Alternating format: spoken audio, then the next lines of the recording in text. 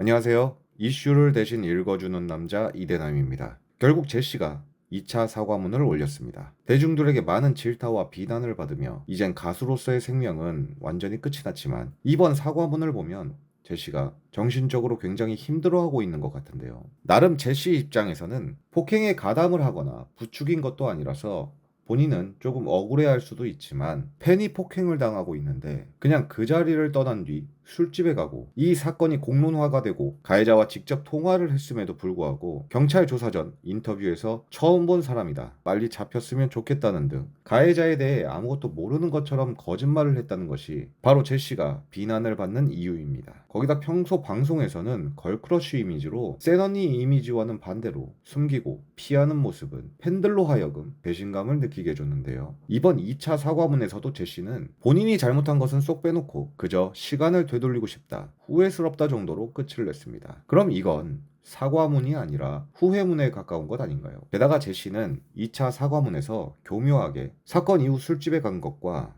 가해자를 모른다는 거짓말에 대해서는 어떠한 언급도 하지 않았습니다. 그러니 대중들 또한 제시에게 어떠한 위로나 기대를 하지 않는 것이죠. 제시에게는 안 됐지만 현재 대중들은 제시의 반성이나 사과에는 크게 관심이 없습니다. 그저 팬을 폭행한 가해자와 코알라에 대한 정체에 더욱 관심을 보이고 있는데요. 제시의 절친이자 가해자를 소개시켜준 코알라는 팔에 새겨진 KOS라는 문신 때문에 한인 갱단이라는 소문이 있어서 논란이 되었는데, 최근에는 한 유튜버로 인해 살인 의혹까지 제기가 돼서 상황이 더욱 심각해지고 있습니다. 살인 의혹을 제기한 인물은 심심뿌링이라는 유튜버로 최근 코알라의 실명을 공개하면서 코알라가 19년 전 하와이에 있었을 당시 한국인 남학생의 머리를 둔기로 폭행해 사망에 이르게 했다는 의혹을 제기했는데요. 이 사건으로 한국으로 추방된 코알라는 한국의 교포들과 음악 레이블을 만들고 현재까지도 계속 프로듀서 활동을 했던 것이라고 합니다. 한마디로 한국에서 완전히 신분을 세탁하고 떵떵거리며 살았다는 것인데요. 일단 이 모든 것은 사실 확인이 되지 않았고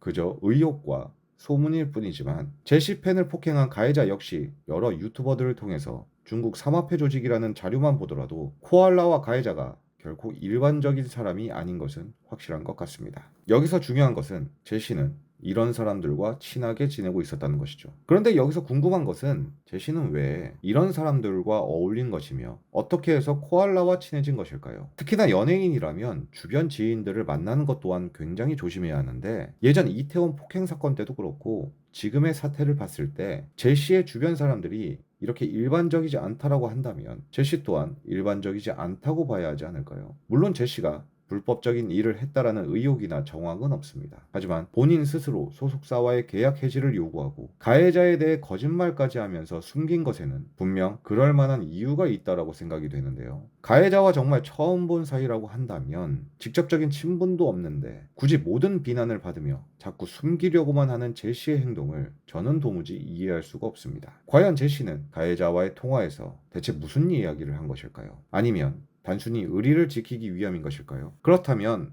자신을 사랑해주는 수많은 팬들에 대한 의리는 애초에 없었던 것일까요? 결국 제시에게는 더 이상의 선택의 여지가 없습니다. 이미 용서를 구하기엔 너무 많은 시간이 흘렀고 결정적으로 대중들은 제시가 한국을 떠나길 바라기 때문이죠. 참고로 제시의 인스타에는 외국인들의 응원과 위로가 많이 보이고 있습니다. 그렇다면 비난을 받는 한국보단 자신을 응원하고 위로해주는 외국으로 가는 게 어쩌면 제시에게도 더 좋은 선택이 아닐까 싶은데요. 하루빨리 가해자가 붙잡히고 제시가 어떤 결정을 하는지 제가 끝까지 지켜보도록 하겠습니다. 오늘의 영상을 마치겠습니다. 시청해주셔서 감사합니다.